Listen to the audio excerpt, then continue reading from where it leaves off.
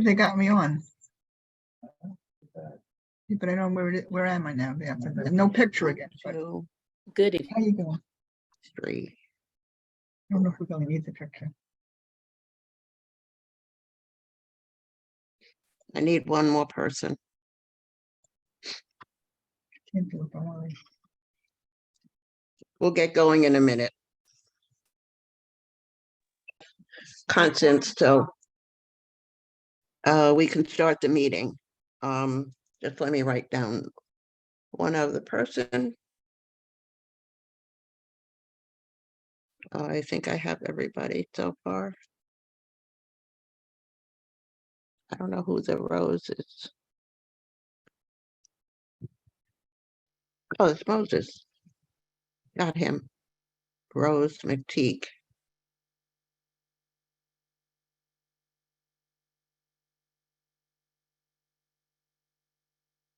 Okay. I'm going to start the meeting. I see some new faces. Just explain that I am the chair of the Education, Libraries, and Cultural Affairs Committee. And we can start our meeting.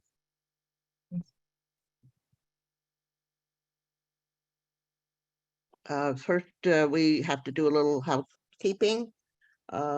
We have to approve the April 25th minutes. I hope everybody has read them, my committee members. And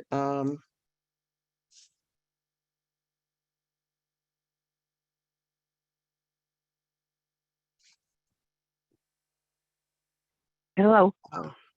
hello? Yeah. Is that Hello. Margaret?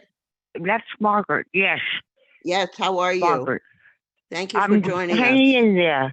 Yeah, Thank good, you. I had good, a little trouble getting in, but I'm okay. I'm Oh, here. good. Okay. I'm glad. All right. I'm glad. Okay. I'm glad too. Yeah. Was looking forward to it. Yeah, it should be interesting. Okay. Yes.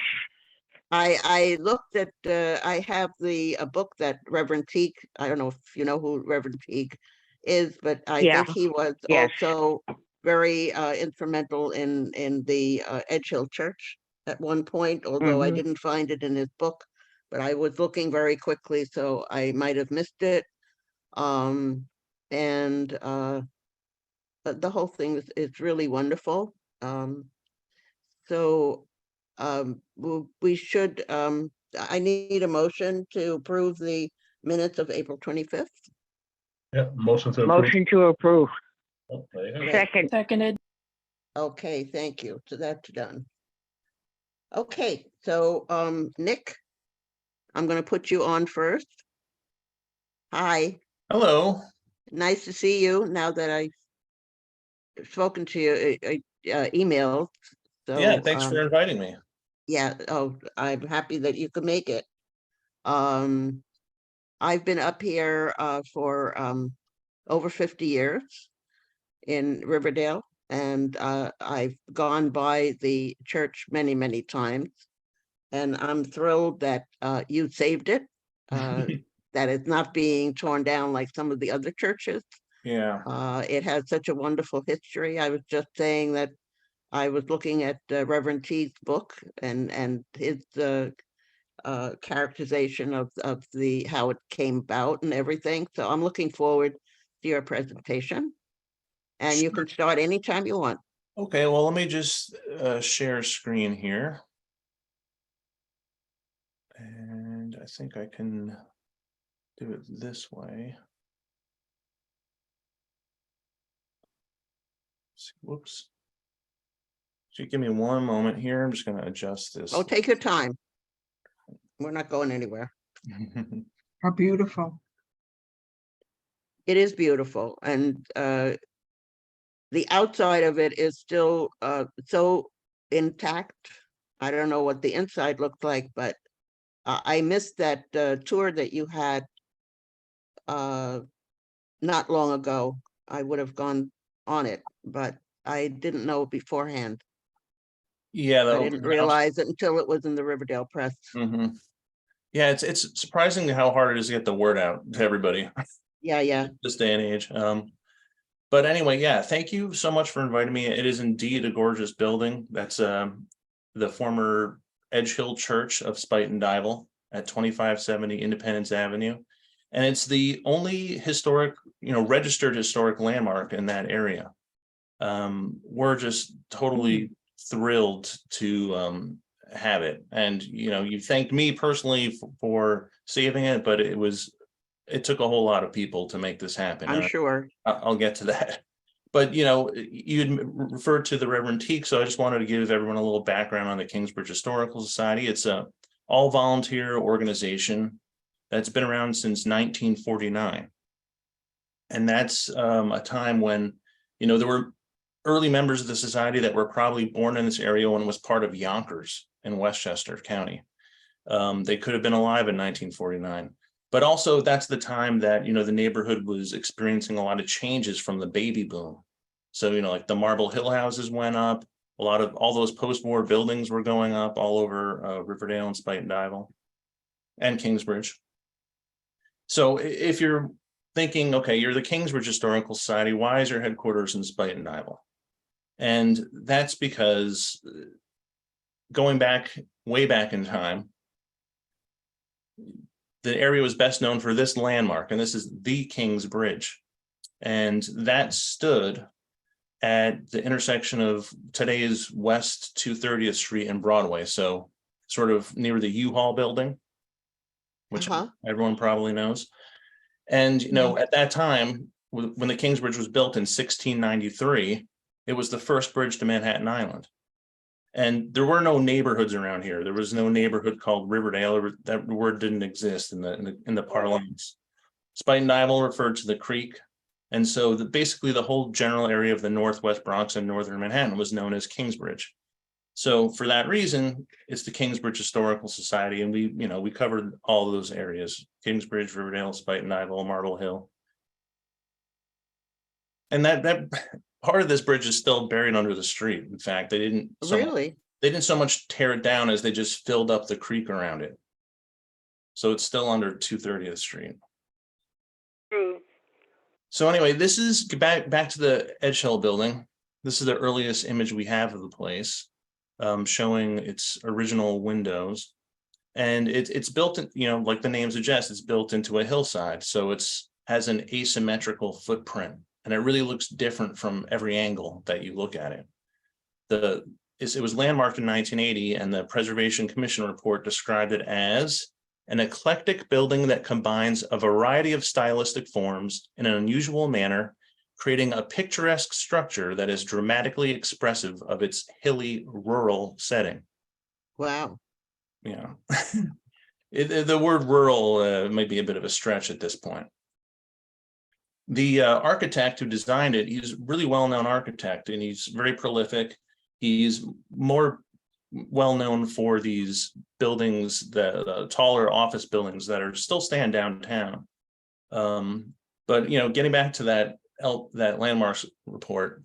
So I mentioned, it's not exactly a rural setting. It's stood in the shadows of apartment buildings for many decades at this point. But if you go back a ways,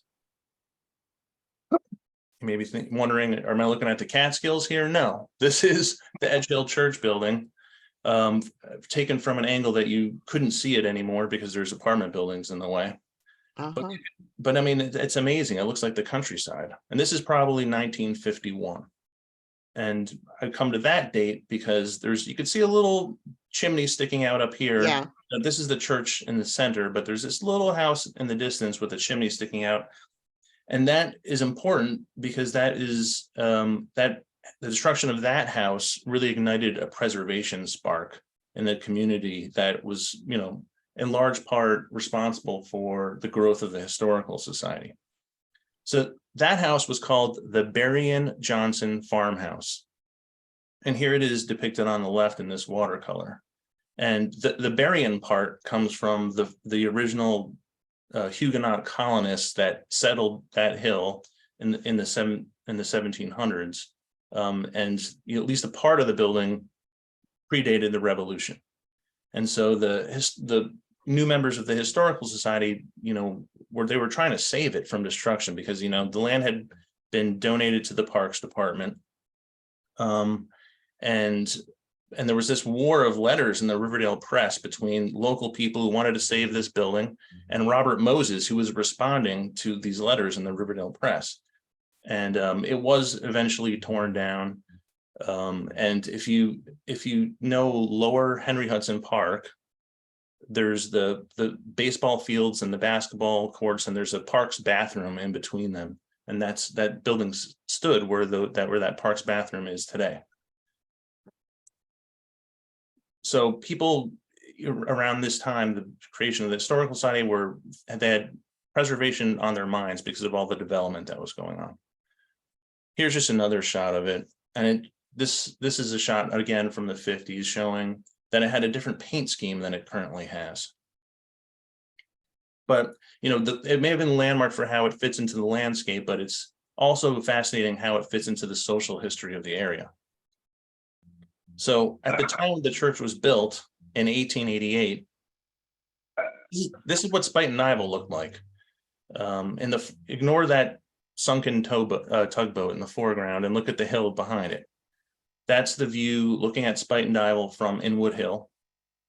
And you can see there are these tall mansions dotting the hillside and really not much else. Those mansions belong to the owners of the iron foundry that was located in Spuyten Duyvil. You can see at the bottom of this advertisement, Johnson, Cox, Leslie and Company. Those mansions belong to the Johnson family and his associates. And this was an iron foundry that was established in 1853 by a man named Isaac Johnson. And the hill has a human history going back thousands of years, of course, but the birth of the community known as Spuyten Duyvil really happened at this point, because these facilities employed hundreds and eventually thousands of workers. So where was this foundry exactly? So it stood on this peninsula that's sticking out from the southern end of Spuyten Duyvil. This peninsula no longer exists. It was 13 acres. Where is it today? Well, I'm sure there's some people here that commute to the city on the Metro North train. You could see there's that rock cut that you ride through every day to get down to New York City. If you know the Sea Rock, that's right here. And, the blue building in Spuyten Duyvil stands right here. So this was the steel and iron works, the Johnson Steel and Iron Works. It covered almost this entire peninsula, and it operated until 1923. When it was condemned by New York City so that they could straighten out the Harlem River Ship Canal, which separates Manhattan from the Bronx. And it started off building stoves, but they also built cannons during the Civil War. They made ammunition, they made ship propellers, they made rails during the railroad boom, and eventually they made car parts. So the Johnsons, who ran this foundry, they also bought about 170 acres at the southern end of Spuyten Duyvil, which they had hoped to turn into a town called Fort Independence. And that's where we get Independence Avenue from. Yes. Now, for the betterment of his workers, these are workers down in the iron foundry, Isaac Johnson, he started a Sunday school, which he ran out of the foundry business offices because the closest church was over a mile away. But he eventually had a small church built called the Edge Hill Chapel near Kapok and Johnson Avenue, and this was in 1869. But that's not the building that's not the Edge Hill Church building. That's like a predecessor building. So I've found this article in the Yonkers Statesman from 1871, and this would have been our local paper at that time because Spuyten Duyvil was part of Yonkers. And it's talking about a concert that was held. The Spuyten Duyvil Glee Club, as previously announced, gave a very interesting and enjoyable entertainment to the lovers of good music at the Edge Hill Chapel at Spuyten Duyvil Heights on Saturday evening last. So it's talking about this concert that's going on in the first version of the Edge Hill Church. It was most interesting, instructive, and suggestive opportunity to listen to such vocal and instrumental excellence from men whose daily surroundings, amid the dust and clangor of a rolling mill, would not seem most favorable for the acquirement of perfect command of voice and fingers. And yet the keys of the piano and the strings of the violin seemed touched by master hands, while the cheerful room was filled with such melody as we do not often hear. So these foundry workers, they could sing. And so there were events like this happening in the chapel in addition to religious services. It was a bit of a community hub. Here's an interior shot of the building. The 1888 version of the chapel, the building we inherited here, started off as a Presbyterian church. The congregation of Riverdale Presbyterian Church, they all chipped in to have it built along with the Johnsons. And they expanded the footprint in 1911 to accommodate the organ pipes. There's 788 organ pipes back there. And then in 1916, the Tiffany windows were installed. These are really kind of like the treasure of the building, are these Tiffany windows. So this one on the left is called the Good Shepherd.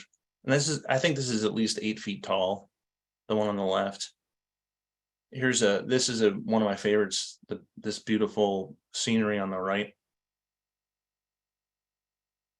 Here's another really tall one on the left called the Sower. And here's on the right, we just learned this is a particularly rare type of Tiffany window that was made in the late 1800s. A very early example. But if you're there in the morning when the sun's coming up, it's just gorgeous. So the church congregation, it really started to dwindle from the late 70s on. And the congregation feared closure of the building at several points. And it was at this time that the Reverend William Teague got involved with the church. You had mentioned him earlier, he was the first president of the Kingsbridge Historical Society, and he had been the pastor down at St. Stephen's for the longest time. But when his time at St. Stephen's was done, he wanted to keep preaching, and Edge Hill needed a pastor, and they couldn't really afford to pay someone. So Teague stepped in, and he gave the services for free, without any payment. There he is in the bottom left in this Riverdale Press article. You can see his picture in front of the church. And he is the author of the Red Book, which is like the definitive history of our area, which you can take it out at not take it out, but it's on reference by all the local library branches. And so Teague had the idea of really tapping into the church's history to ensure its survival. He pursued landmarking the building.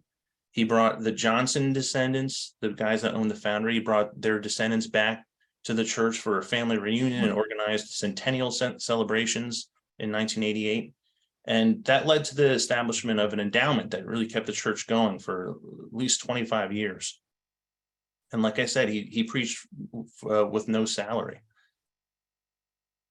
And it was not a very large congregation, but it was very vibrant. They did charity work. They had baptisms, weddings, funerals, Sunday school, but also concerts, art exhibits, history exhibits, films, historical society lectures.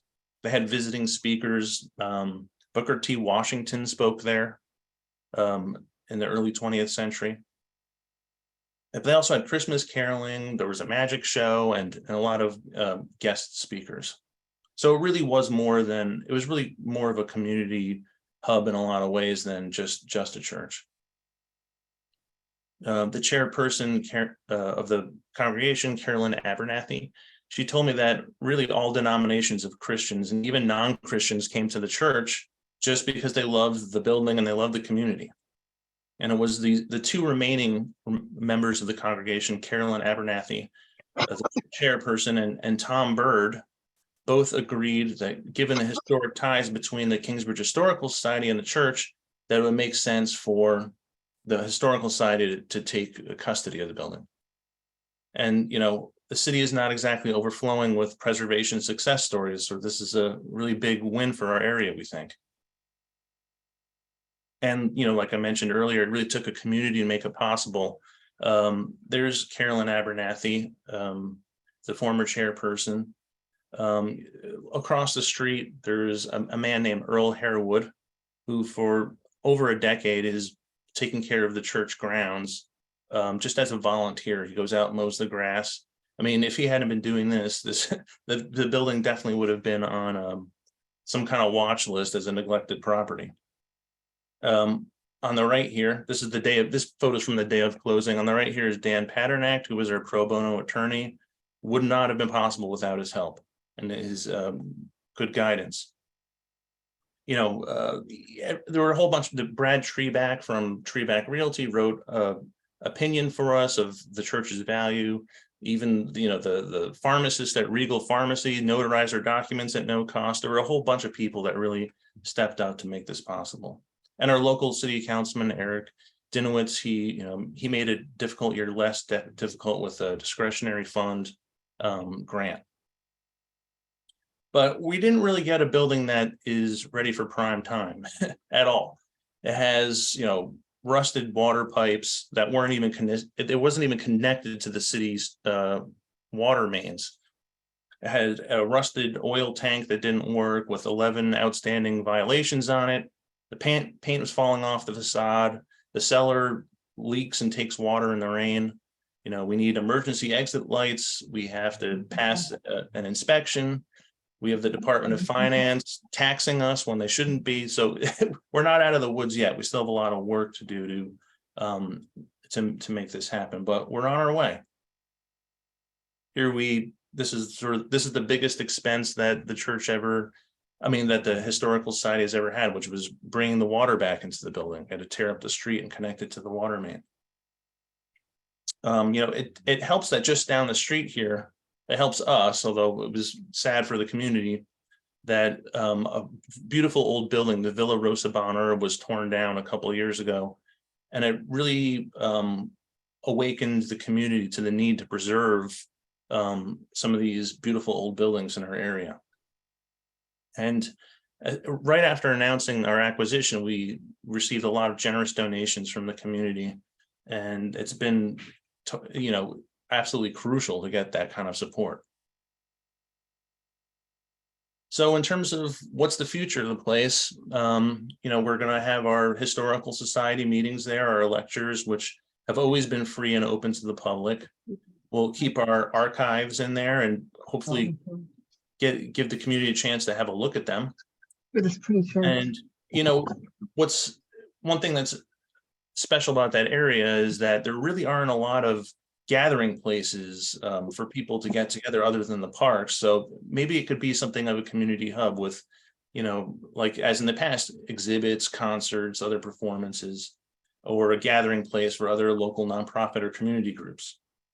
So that's basically the past, present, and future of Edge Hill. And if you're interested in local history and want us to support us in some way, we'd love you to join up as a member of the Historical Society.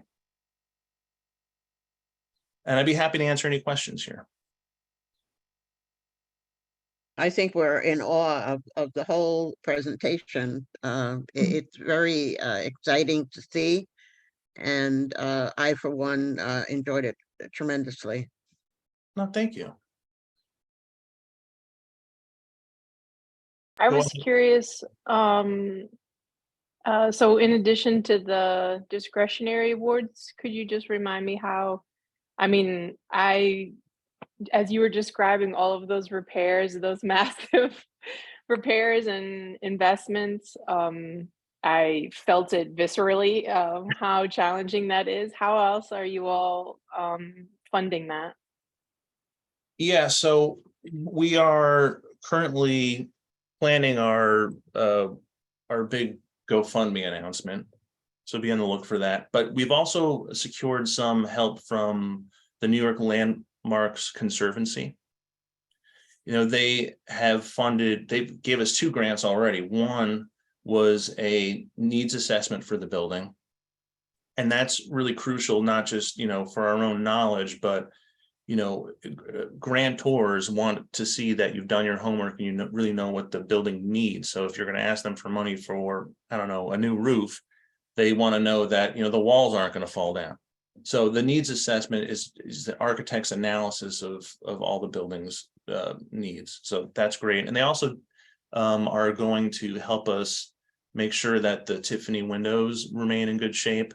They had another needs analysis done just on the Tiffany windows by a Tiffany expert, and they're going to fund any repairs that they need. You know, the window sills under the windows are just totally rotted out, like it's like, you know, dust practically, and not wood.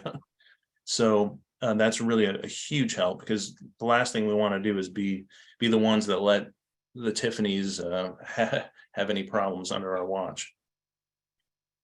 David, I see you have a hand up. Yes, thanks, Nick. This is terrific. I haven't been there for inside the building in more than 5 years, and missed the event you had recently. But I did make a point, I think on Friday, of literally checking it all out, because I am probably the closest person on the community board. I only live, I'm on Palisade Avenue, about a 4-minute walk away. So I was not aware of this event, but I did go to check out every bit of the property that I could see. And I did notice how nicely mowed the grass was. But of course, it's a beautiful building.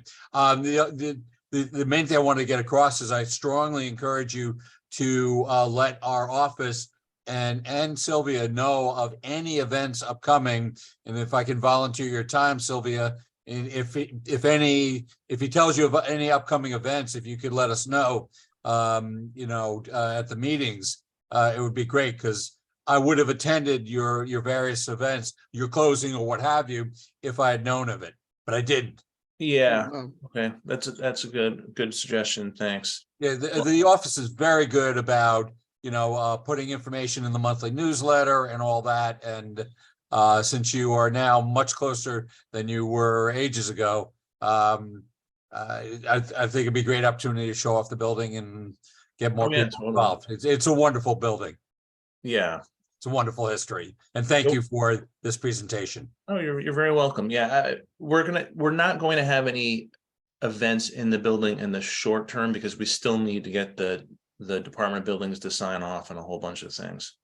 But and we have other big issues, like the Department of Finance sending us this big tax bill. But we have Eric Dinowitz's office has offered to help talk to some of these city agencies, so we're really thrilled about that, because it is a lot. I mean, I'm a local historian, I'm not a building code expert, and it's pretty complicated stuff. Yeah, that is surprising, because I can't imagine a church owing taxes, and I can't imagine a nonprofit like the Historical Society owing taxes. We're not supposed to, but Right. and actually the church did have back taxes, but that was wiped. But I sent in the application for the tax exemption, and I was just told by the Department of Finance they don't have enough people to review the applications. So Wow. so it's really stressful, but hopefully, it only makes sense that it'll all be resolved, right? Since that's the law, nonprofits don't pay property taxes. Well, if you would, if nothing else, if you want some help, physical help there, like I said, I am the closest to the Okay. property and be glad to come over and, get some calluses or whatever. Thank you.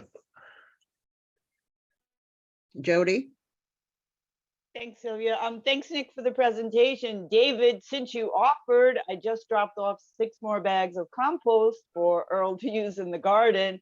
And we have a giant pile of mulch at Henry Hudson Park that I could use a lot of help bagging and moving over for Earl. So you email me and I'll let you know what days we're going to do Is it that. the usual Saturday morning thing? No, Earl is usually there during the week. Okay. All right. Yeah, do let me know. Okay, great. Don't you know not to offer when I'm on, right? I just reoffered. Well, that's what it's all about. I mean, anything that can be done to help it get off the ground for the Historical Society benefits all of us in the community. So we should all be involved. I don't know about off the ground, but I certainly, I think that they don't want it to slide down that hill. It's steep. Well, that's true too. Yeah. And thank you, Jody, for that offer and then all the other previous favors you've done for us. I just took half a Tylenol. I just my wanted to God. mention, and it has nothing to do with the church, but the Johnson Foundry, when we moved up in 1965, there were still some of the foundry workers right where Kennedy is down below, and they still I've heard had they their already got huts, and they were still Put it living someplace there, safe. and so the Don't put it foundry here. was working even in 1965. I don't know when they stopped or anything like that, but it was an eye opener for us because I came from Washington Heights and my husband came from Bailey Avenue. So it was very unexpected to see that. It was very interesting. Oh yeah, it is remarkable to think that there was this just giant industrial facility Yeah. dominating our area, and most of the inhabitants of that area were foundry workers. Yeah, Many of them, immigrants, Irish, German, Eastern European. immigrants. exactly. Yeah. Mhm. Yeah. Isn't And the- Kennedy, I think, was built in 1971 or something like that. So it was built when I was up here. Isn't the U-Haul building a former Johnson Foundry property? It's where Kennedy is. No, but I'm asking about the U-Haul building. The U-Haul building It was. looks like a factory. A Yeah, railroad, it was like a railroad station. yeah, it was connected to the railroad, and I think they stored cars in there as Really? as a warehouse. Yeah. Because the Kennedy campus, that was the rail yard. It was like there were actually, if you go back even further, there was a boxcar village there during the Depression, and people lived in boxcars right there at the Kennedy High School area. Sort of squatters. Yeah, but they actually had mailing addresses. Oh, wow. But the U-Haul, it looks like it used to be a factory, but it was a warehouse connected to the rail yard there. Oh, interesting. Thank you. Sure. Jody, is your hand up again, or Yes, is that again. from before? That's again, I keep trying to put it up and down. Thank you. Oh, Nick, no, since you- okay, as long as I know I'm not ignoring you. That's okay. Since you mentioned the foundry, do you know if any of the foundations and walls that are in Shorefront Park were related to the foundry? So if you if you get into a canoe, which I've done, and you launch at the Inwood and at the boat launch on Dykeman Street, and you canoe up to the Sea Rock, I assume most people are familiar with the Sea Rock. It's the big rock cliff with a big C painted on it for Columbia University at the end of Spite Nibel there. At the base of that, you'll see a bunch of piles of bricks, iron rails, and some foundations remaining at low tide. At low tide, those things become visible. But in Shorefront Park itself, no. So the foundry, Shorefront Park is mostly landfill, at least the area down by the railroad.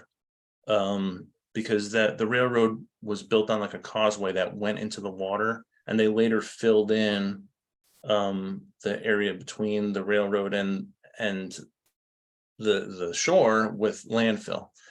But the foundry was never really, the foundry was just located to the east of that. Thanks. It's very interesting to think that we live in this community, and there are many people here that in the community itself, not on the meeting tonight, but that have no idea what we're talking about. Sure. Well, And hopefully in the future, they will get to know the church and its history. I think it's very important. yeah, I think so too. I think Riverdale attracts a lot of people that come here with young families, and not everybody stays beyond that stage of their life. A lot of people come, they move on, or some people stay, and then you do end up with less than you'd think of people that really know the area. So I think we do serve a pretty useful purpose in that regard. Yeah. Absolutely. A few years ago, as far as the Kingsbridge Historical Society, I hosted a Women's History Month event at Wave Hill. And we had a speaker from your organization, which was very well accepted and enjoyed. And that's the first I had experience with the Historical Society. That's something, and I've been living here since 1965. So what you're saying is absolutely true. Well, it's had its ups and downs, the society itself. You know, in 1949, in the 1950s, there were those old timers that remembered this rural setting. And they saw it become a city, and that really engendered a lot of interest. And then I guess in the 80s, perhaps the interest level sort of died down a bit. And I think people are more interested in history again. So we're making a comeback. Right, yeah. Okay, I thank you very much for doing the presentation, and it was wonderful seeing you. I think we'll be in touch. Thank you very much. You're very welcome. Okay, as far as the meeting is concerned, I know you offered to stay and help me out because I'm not good on Zoom, but I have Moses now, and so feel free either to stay or to go, Okay, thanks. Mhm. but have a good evening. You too. Thank you, everybody. Okay, that was very interesting.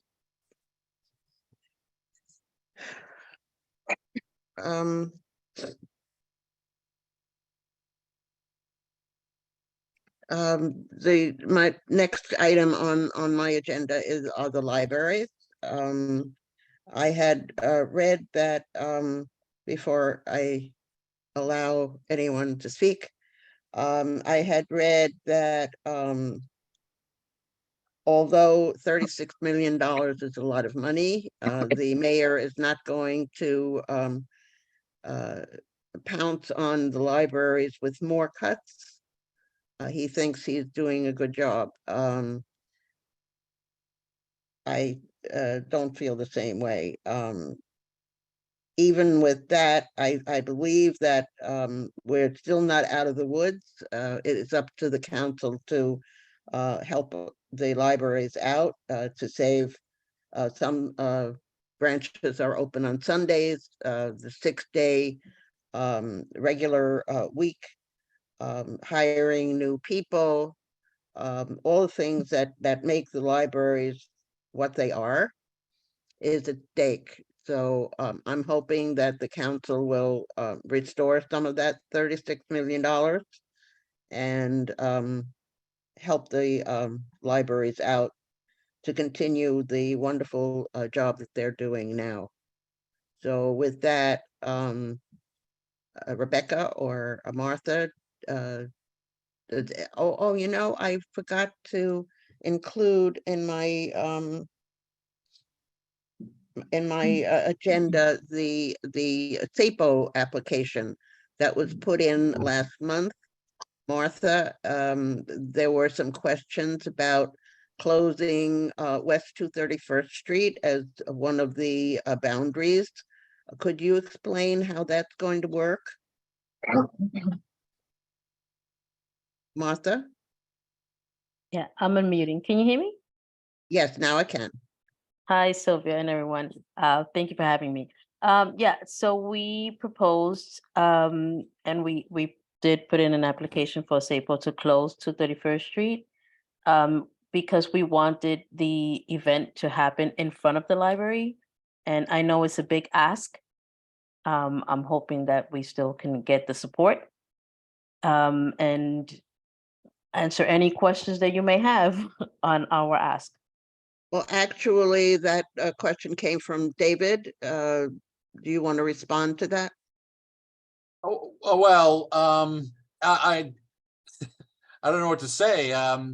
I think it'd be wonderful on Corlear. I think it'd be wonderful on Kingsbridge, or maybe one of our attendees here could prevail on the neighbor to allow the parking lot in front of the next door building to be used, but 231 is a very, very busy street with 4 or 5 bus lines that really can't go around it. That's my only concern. I mean, I'm always happy for street fairs, always. But I really think it needs to go on Corlear or Kingsbridge, or if you can, borrow the parking lot next door.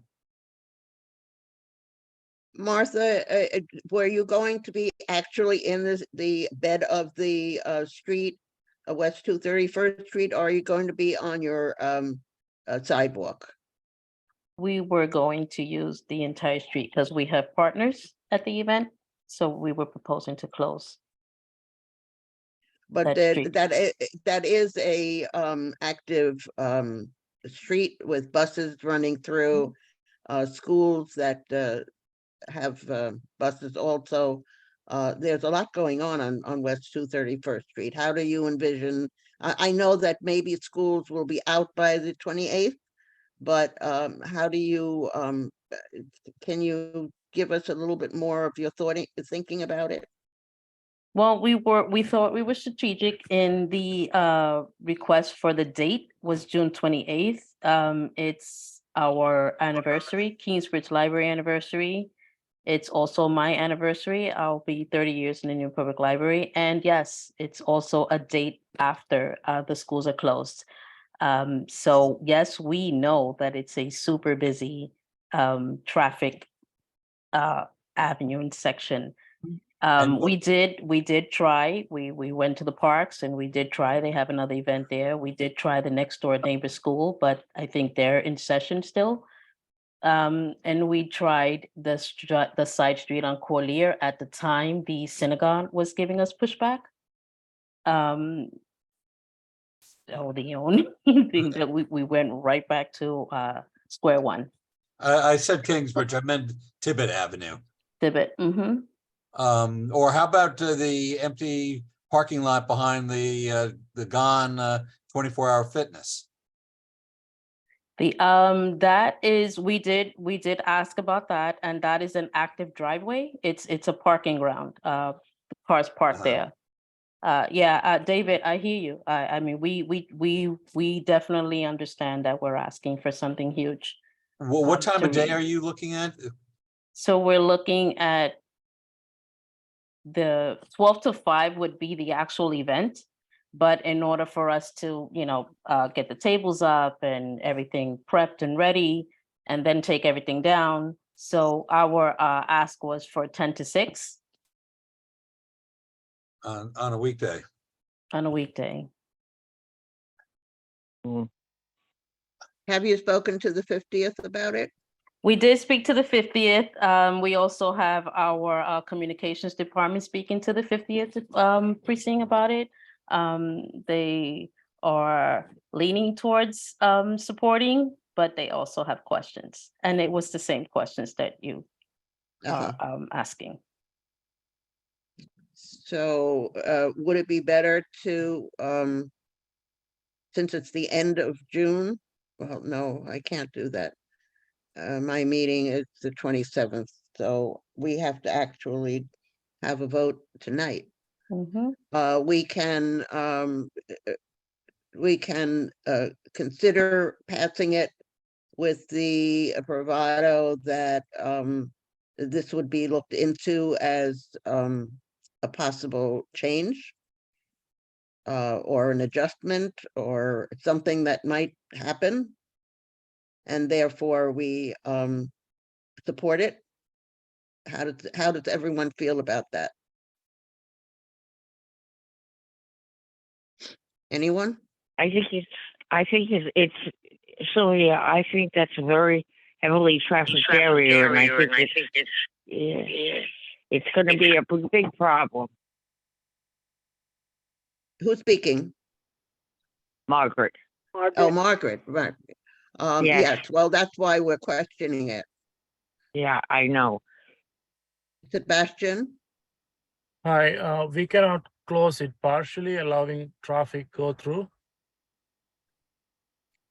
Well, I don't know if I don't know how much you're going to have on the sidewalk, on the street. Is there going to be a lane that could be used by the buses? Like they do up on Riverdale Avenue when they have something? And emergency vehicles and all that stuff? Has that been considered? It has been considered.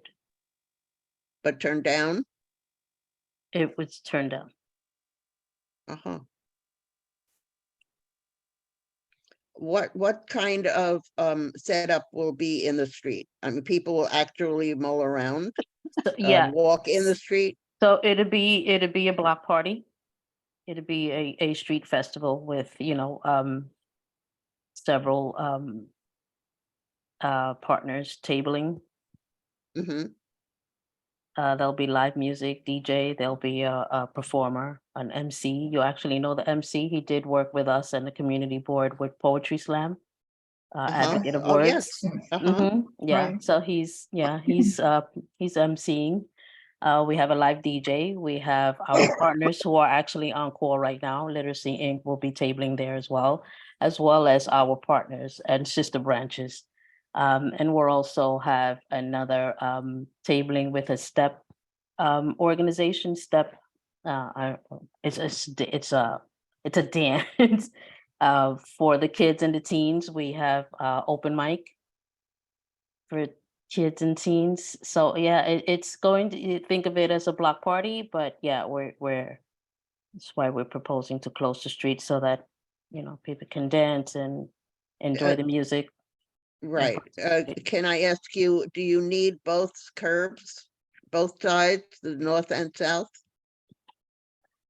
I mean, if push comes to shove, we'll take whatever you're gonna give us. I mean, we'll adjust, we'll adapt. Well, if we were able to put some of it on the sidewalk and have some at the curb by your branch and leave the other side for some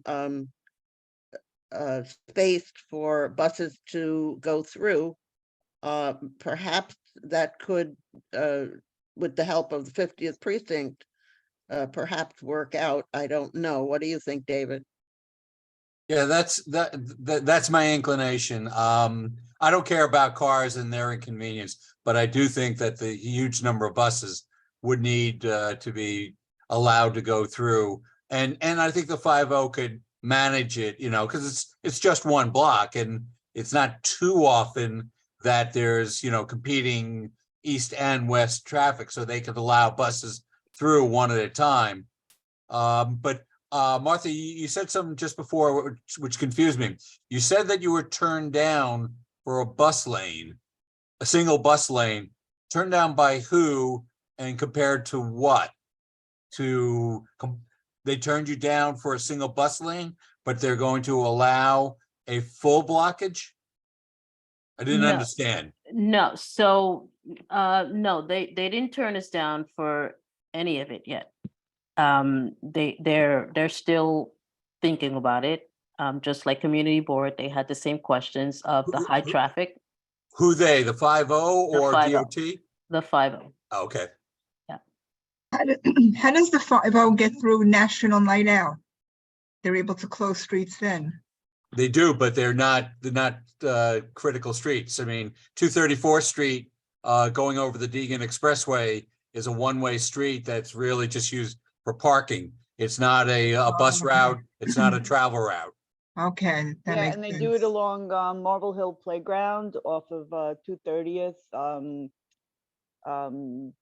to like St. Stephen's. So that's not a highly trafficked street as Uh, well. And please understand, Martha, I want to do whatever we can to make it happen. I just don't know that it can work on 231, blocking all of the traffic, including buses. Again, I don't care about, the 5-0 telling cars to drive around, but they really do need to allow at least one lane for the buses to get through. Yeah, and this is mostly, sorry, Sylvia, I can't raise my hand as co-host. But I think I agree with that. I think the only way I think it works for 231st is if it's only half the street, and so you still have the lane, or you still have a lane for the buses. It wasn't clear for me why the synagogue was fighting on the Tibbet side, or I guess I understand the school piece still not being out on the Corlier side. But assuming you can't get those again, yeah, I think the only way I'd be supportive of this if it was only part of the street. Okay, And- I support a full street block. And it wouldn't be terrible if you had both sidewalks and had 3 of the 4 lanes. You taking away the parking, you basically would have 4 lanes, 1 for a bus and 3 for tables. I don't think that would be terrible. And with the 5-0 there, the buses aren't going to be barreling through. They're going to be inching along. So if the 5-0 approves it, I think it would be reasonably safe and reasonably workable. Thank you all for your support. David, yes, you've been our huge supporter from day one, and we appreciate it, all of you. Yeah, we do have another conversation with the 5-0, and yes, if they can support with some barricades and their concern and our concern and everyone's concern, right? It's the kids and everyone in the street enjoying the music and not having to worry about the traffic coming in and out of that street. And that was a huge concern for the library as well. You know, it's a liability issue. We don't want to have that. Is Martha, Mhm. is there any chance that you speak to the MTA and for that one block that they do a detour? Or that's too complicated? No, we can speak to the MTA. David is shaking his head. I don't think they'll go for it because they're big buses that are going to have to go around in a very funky way. Martha, who are you speaking with at the 5-0? So I can bring up his name. Is it Community Affairs? It is Community Affairs, yes. So Cesar Sala? Maybe, Should be, yeah. maybe. I know it is Community Affairs. If you don't mind, would it be okay if I spoke with him to see what we could do? Sure. Okay, I'll give him a call. I'll see, whatever I can do to facilitate that. He's very, very cooperative. They're a very good bunch. But let me see what I can do as well. And please don't stop what you're doing. David, we have to do what we're going to do tonight. Yes, So, of course. perhaps I should put forward, before I call in on anybody else, put forward what I said before and speak to Community Affairs myself, so that when I get the answer, I would be able to give the office the okay to send the SAPO approved down to the city. So maybe it should be left in my hands. That's fine, Sylvia. I was just trying to help out, but of No, course. I understand that, but I think that perhaps it should be coming from my Absolutely. table. Absolutely. No. I have no reservations about that whatsoever. Jody, You you still have trouble? No, can you hear me? Yeah. So if it helps, MTA does have a detour route because they did a crazy paving project on 231st Street and diverted the buses. And then there was subway, well, I don't know what they were doing, but nobody could go down 231st Street. So the 10 and the 7 and the 1 were diverted onto 230th, where there is a bus stop sort of past there. So they do have a detour around 231st Street because they've used it. I know of at least 3 or 4 times. Well, For that maybe, length of time, who was that? Excuse me? that's Margaret. If for that length of time, for that many hours, Yeah, well, the- once it's rooted, that way, it doesn't matter whether they're doing it just for an hour or it's for 10 hours. It doesn't matter. Oh, I okay. think, you know, it isn't that far off the route that people would have to take another vehicle to get to where they're going. It's only one block. So I don't think that it would be, it's easier than, first of all, to, in my mind anyway, to endanger the children who are going to be in the street, and it would be easier for the cops to control as to the detour, and it would not be a burden on the riders, not taking them out of the way so much. So I think it's a great idea, frankly. My second, Margaret? oh wait, I had a second comment, Sylvia, if you may. Possibly consider shortening the time so that it's not overlapping with rush hour buses. Martha, how does that hit you? We can shorten the time.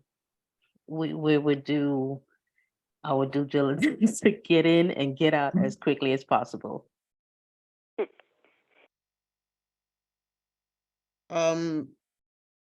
Margaret? Hi, I guess I love a good street block party. I love everything that you're describing. My concern is that I think this is our largest hub, certainly in this area of the Bronx. But there's like 4,000 people who come through 231st to get on and off the train and take the buses and those sorts of things. And there's at least 4 buses that go in one direction, 4 lines. And then to have a singular bus lane that, I mean, I guess I get the point on rerouting buses, but it is, I mean, especially for folks who are coming to take the 231st MTA entrance and having to get off at 230th, it's a really long block. I'm sure everyone knows, but it's a long block. And especially for commuters, it's a, you know, it's a work day. I do think that this is like a significant ask for the community. I know it's this amazing celebration, and kudos to you for all of your work and dedication to the community for 30 years. I guess I just really have a lot of reservations about logistically how this happens. And so I just wanted to share my thoughts on that. So thanks. Thank you. Well, then we have a problem.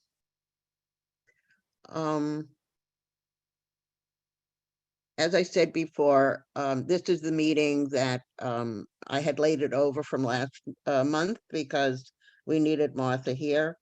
Now we have her, and now we still have the problem. So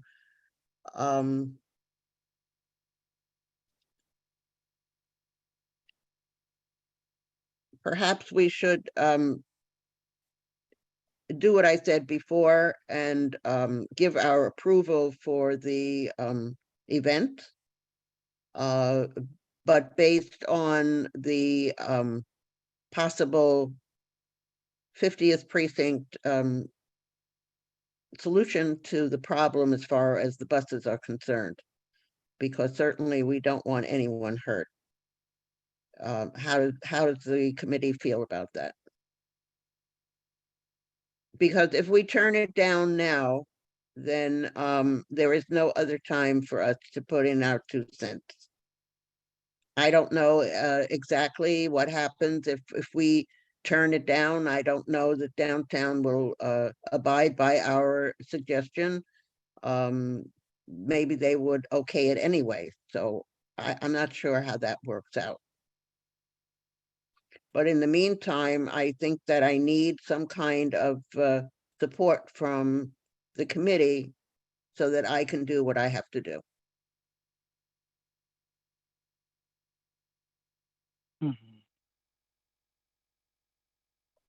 think you have to speak to whomever you can and hope that, that somehow they can work it out. I know I Exactly. was in Manhattan in the theater district on Sunday and it was a horror. They had 9th Avenue closed off and the side streets were closed off. And it was just a disaster. You couldn't drive anywhere. You couldn't get to the theaters. It was awful. It was poor planning. I think if this is planned out the way it sounds like you guys could do it, then maybe we can get some people with open ears that will, let us do this. Right.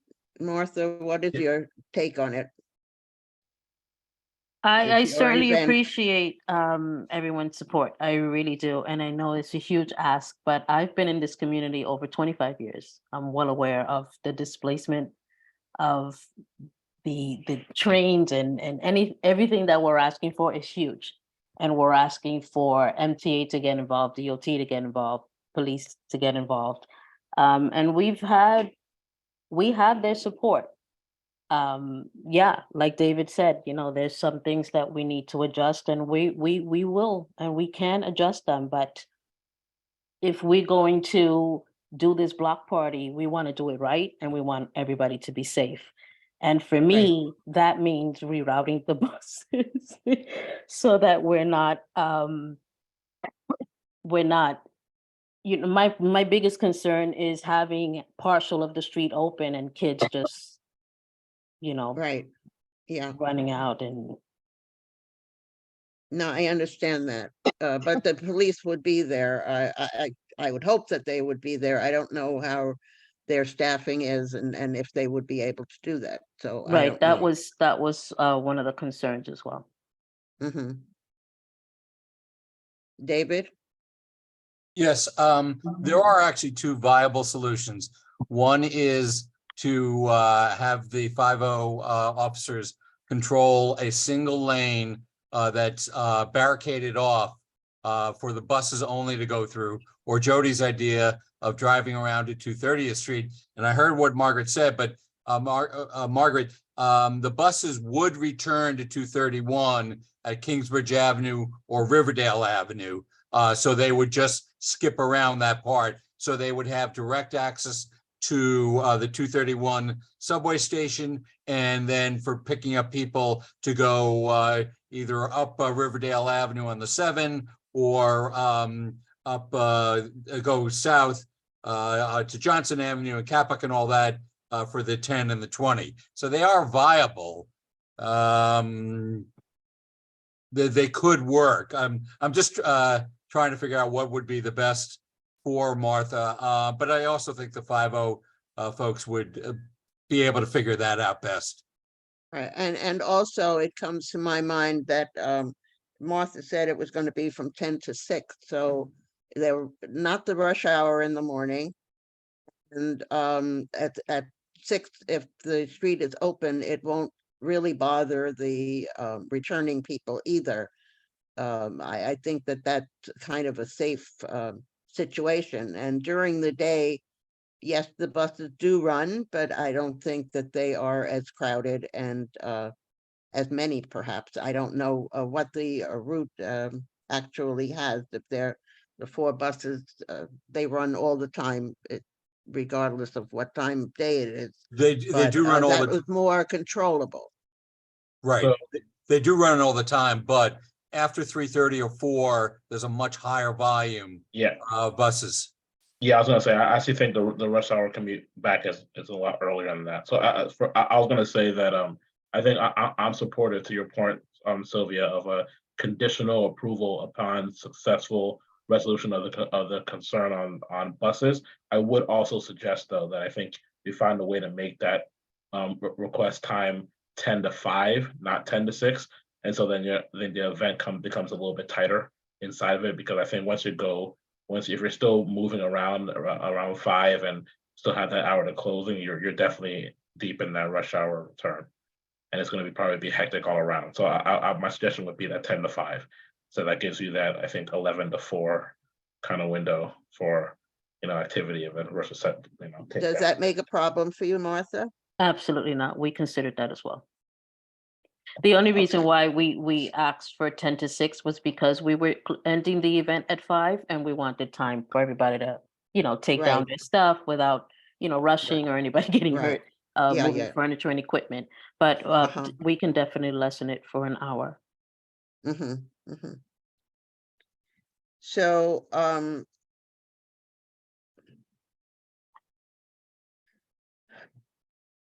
I don't know what to say at this point. I'd be happy to make some calls. I have Uh, all my faith in Martha that she has looked at everything that she says she has, Thank you, Sylvia. but I'll go with whatever the committee says. So yeah.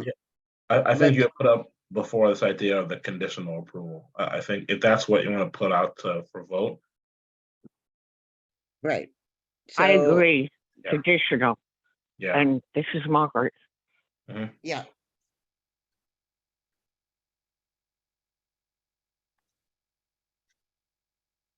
I'm just writing it down.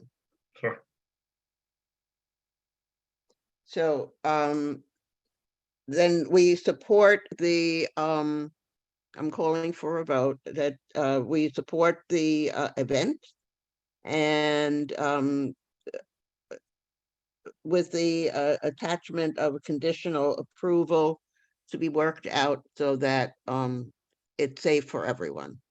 Yeah, I suggest the two conditions. One, that the successful resolution on the bus concern and safety, and then the other one was the a shift to being 10 to 5 rather than 10 to 6. Right, I have the 10 to 5 and the safety. Yep. Okay, Yes. so anyone opposed to that? Is your hand up, Margaret? No, that was me. Georgia. I'm glad you're here. I would agree with so- what he just said. Right, okay, so I put it on the floor. Anyone against the approval? And anybody abstaining? Okay, so I will be in touch with Martha to see what I can do to help facilitate it. I don't know if I can do any better than she does, but then I consider this passed. Thank you very much. I'm glad we had this discussion. Thank you. Thank you, everyone. I appreciate your support. Okay, so in addition to all of that, I have a couple of things I wanted to mention as a chair's report. Our next meeting is on June 27th. We will have in attendance so far the School Construction Authority in terms of the new school that's being built on West 238th Street, where the Visitation Church stood. So they are coming with a plan as to what the school will contain, how the construction will weigh in on the neighbors, where the trucks are being kept, their equipment, the whole thing. So I look forward to that. It's a long time coming. They have agreed to come. Unless something happens with the litigation that's being forwarded from the residents, the building next door. So far, it looks like it's a go. And certainly when you get my agenda, you'll see whether it is a go or not.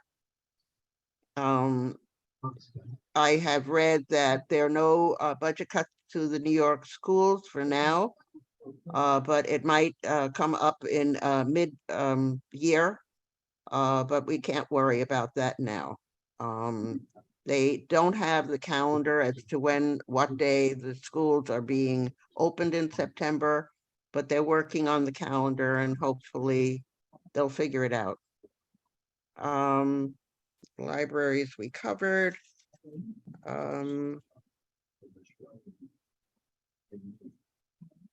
The schools have a lot of trouble with the kids. There are a lot of, there's an increase of 27% suspensions in the schools during the first half of 2022 and 23. So something's going on with the kids. Maybe it was the COVID, maybe they're just disillusioned in general and depressed. I have no idea. But 55% of the 12th graders don't come to school. So it's very hard to educate them. And it's a frightening thing for me to think about because they're supposed to take over when we aren't here. And they're not getting educated. And I think that's a real big problem. The UFT has come up with a statement that they want to hold the charter schools accountable and transparent as they, the state keeps the public schools. And the charter schools get funding from the city and the state, and they run the schools like they're private schools, not asking or giving any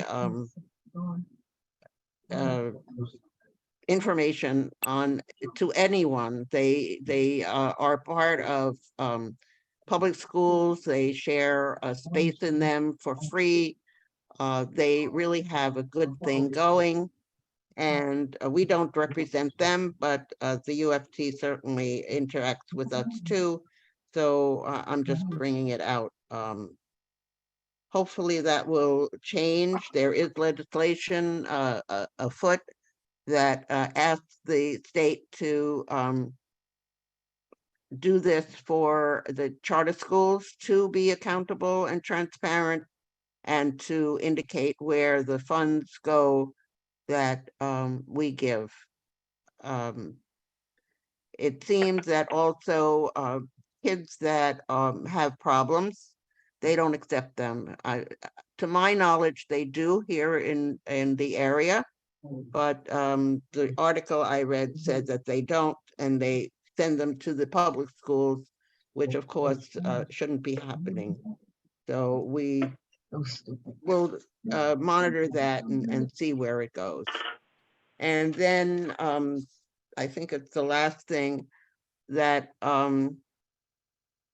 the class size had passed that they wanted smaller classrooms, and the UFT is wondering where they're going to find the extra classrooms and the teachers and how that's going to work out, because it's like another $1.3 billion to have teachers for all those rooms. So that's a staggering amount of money. And that's that. The other thing, Rebecca, you're still here, right? Rebecca? Where'd she Yes, go? I am. Good Oh, evening. there you are.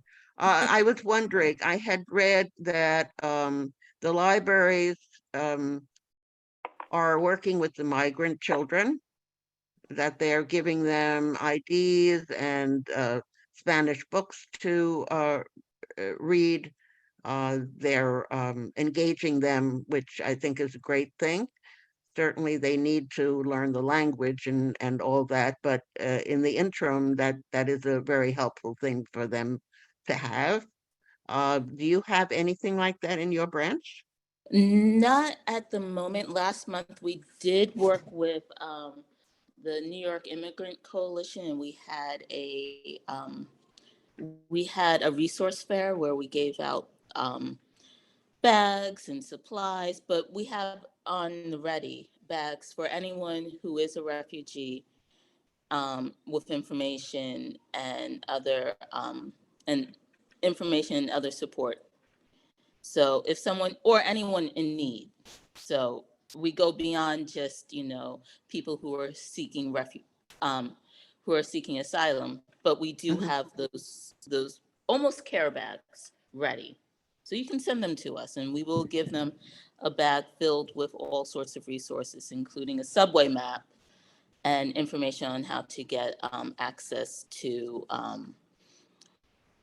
resources. But the library in general is across the board, every branch is doing their part in some way. For example, Bronx Library Center, there is a way to sign up for New York City ID. So I can't think of any immediately that is currently happening within the week, but I can get back to you if you would like. I was just curious, actually. I have no other reason to ask. Because Okay. I thought that it was a very important thing for these children. They're certainly in a strange place. They've traveled forever, and I think it's like a haven to have this kind of connection to the library. I think it's a wonderful thing. So I just thought Thank I'd you. mention it. Yes, we are all trying to do our part to have a welcoming environment for all New Yorkers, Great. even our very, very New Yorkers. That's great. That's great. Thank you. So that kind of takes care of my agenda. And is there anyone that wants to bring something else up? No. Okay. Jody. Then, oh, Jody, I'm sorry. That's okay. Thank you, Sylvia. I got so used to seeing your hand up there. I didn't know whether it was valid or not valid. No, I always have a lot to say when I show up. So I just wanted to let the committee know that and for those of you who don't know me, I'm Jody Colon with the Friends of Spite and Dival. We were founded right as soon as I moved here in '94. We've done a lot of projects throughout the community to keep it clean, green, and safe. My group is one of 20 that were chosen citywide to do a project with the New York City Parks Department, Greenbelt Native Plant Center. And the proposal I submitted was to put native plants in the street tree bed that is outside the Spite and Dival Library. And we were selected. So we planted on April 19th.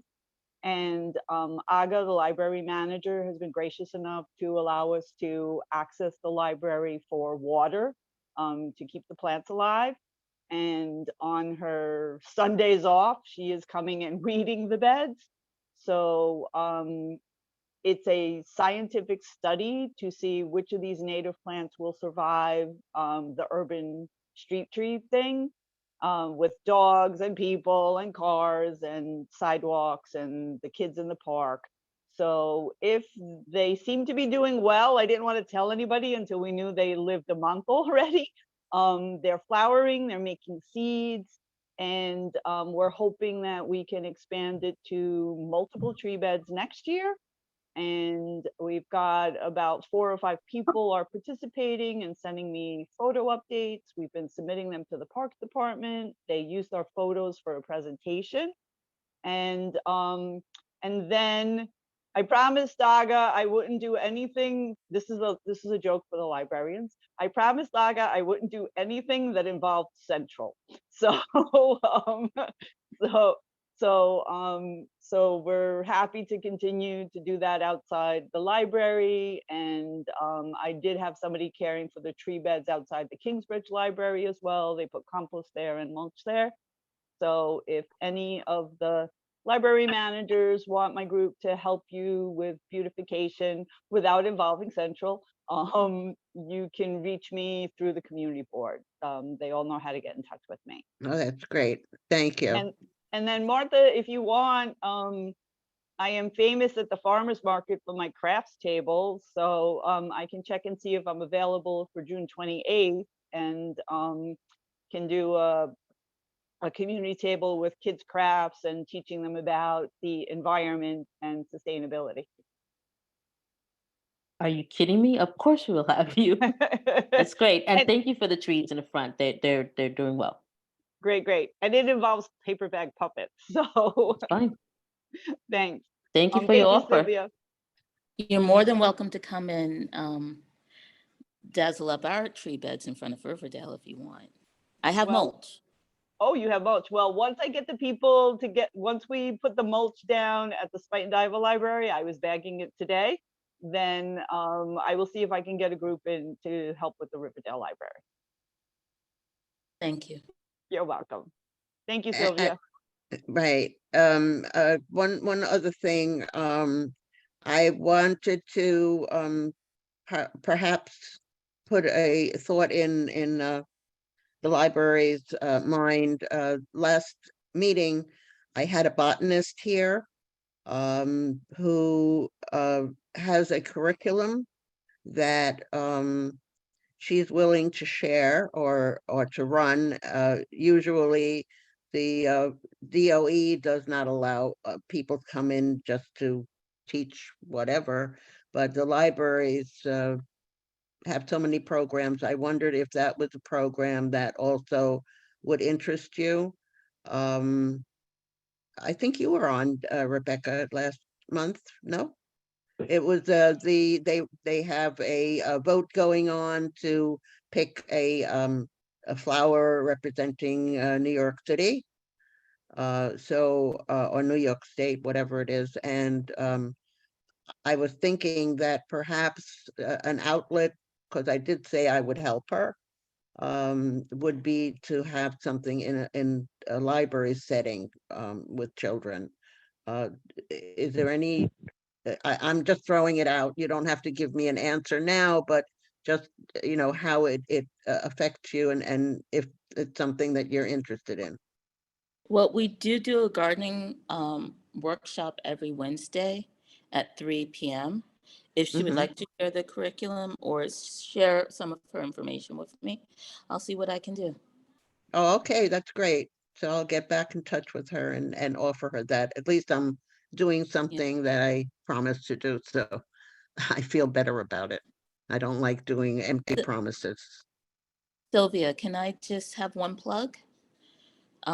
We're having an art exhibit starting on June 21st, Picturing Riverdale, and everyone's invited. We're having Wave Hill do nature journaling in the afternoon with the children, and then it will just be a nice mellow afternoon with a little music and the art opening after. Mhm, So mhm. June 21st. Great, thank you. Thank you. Okay, I think that I've covered it now. Anyone else? Okay, then I guess I'll entertain a motion to adjourn. And thank you very much for Motion to coming. adjourn. And I hope that everyone enjoyed the cultural affairs presentation for the Edge Hill Church. I think it was very interesting. Very nice, very nice. Great. Okay. Okay, everyone, stay safe and thanks for coming. I'll see you in June. Thank you, Good Sylvia. night. Good Good night. night. Good night. Nice, thank you. Thank you, Moses. Got it. Thank you.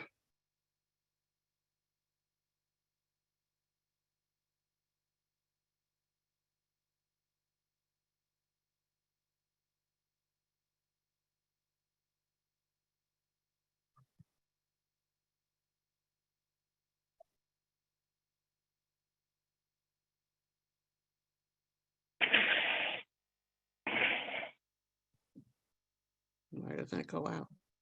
Night.